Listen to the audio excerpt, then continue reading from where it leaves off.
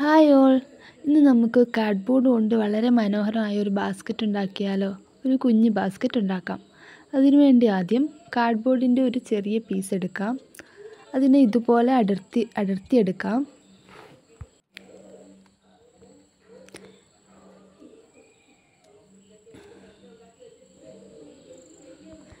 എന്നിട്ട് അതിലെ ഒരു പീസ് എടുത്ത് അതിനെ മടക്കി നമുക്കൊരു റൗണ്ട് ഷേപ്പിൽ മുറിച്ചെടുക്കാം. ഈ മുറിച്ചെടുക്കുന്ന റൗണ്ട് ഷേപ്പ് നമ്മൾ നേരത്തെ അടർത്തി മാറ്റിയ മറ്റേ കാർഡ്ബോർഡിൻ്റെ മുകളിൽ ഒട്ടിച്ചു കൊടുത്തിട്ട് അതും നമുക്ക് ഇതുപോലെ റൗണ്ട് ഷേപ്പിൽ മുറിച്ചെടുക്കാം. അപ്പോൾ ഇത് നല്ല കട്ടിയായി കിട്ടും. ഇതുപോലത്തെ 2 പീസ് വേണം നമുക്ക്. ഇനി ഒരു കാർഡ്ബോർഡിൻ്റെ പീസ് എടുത്ത് ഇങ്ങനെ ചതുരത്തിൽ മുറിച്ചെടുത്തിട്ട് അതിൻ്റെ മുകളിൽ ഒന്നുകൂടി ഒട്ടിച്ചു കൊടുക്കാം. ഇനി നമുക്ക് ഇതിനെ വളരെ നേർത്ത കഷ്ണങ്ങളായി മുറിച്ചെടുക്കണം. അതിന് ഇതുപോലെ സ്കെയിലോട് അളന്നിട്ട് ഇതുപോലെ മുറിച്ചെടുക്കാം.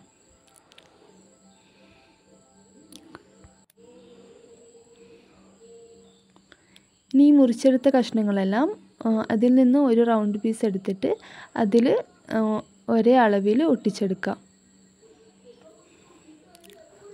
ഒന്നിടവിട്ട് ഒരേ അളവിൽ ഇങ്ങനെ ഒട്ടിച്ചെടുക്കാം.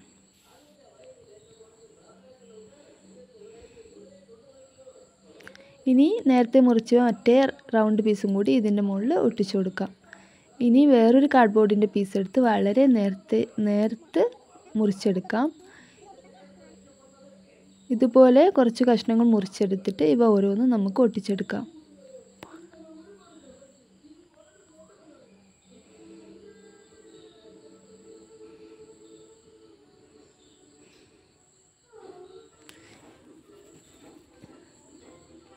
ഇനി നമ്മൾ നേരത്തെ ഒട്ടിച്ചു വെച്ച കാർഡ്ബോർഡ് ഇതുപോലെ ആക്കിയെടുക്കാം.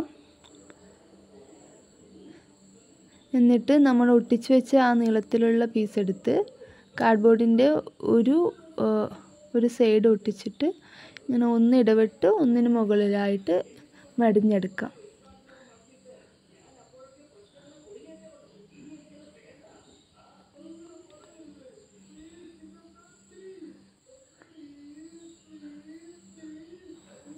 നമ്മളുണ്ടാക്കുന്ന ബാസ്ക്കറ്റിൻ്റെ നീളത്തിനനുസരിച്ച് നമുക്ക് മടിഞ്ഞെടുക്കാം. ഞാനിപ്പോൾ ഇതിൻ്റെ പകുതി വരെ ചെയ്യുന്നുണ്ട്. ഇനി ബാക്കിയുള്ള ഭാഗം മുറിച്ച് കളയാം. ഇനി ഇതിൻ്റെ മുകളിൽ നമുക്കൊരു കാർഡ്ബോർഡിൻ്റെ പീസ് തന്നെ നീളത്തിൽ മുറിച്ച് ഇങ്ങനെ റൗണ്ട് പോലെ ഒട്ടിച്ചിട്ട് ഇതിൻ്റെ വക്കിന് ഒട്ടിച്ചു കൊടുക്കാം.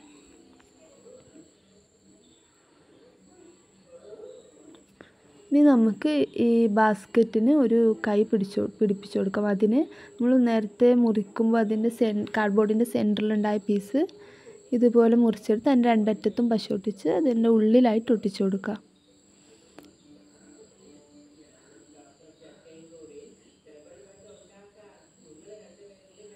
ഇനി അതേ പീസ് തന്നെ എടുത്ത് ഇതിന് ചുറ്റും ഇങ്ങനെ ഒട്ടിച്ചു കൊടുക്കാം. അപ്പം നമ്മളുടെ മിനി കാർഡ്ബോർഡ് ബാസ്ക്കറ്റ് റെഡിയായി.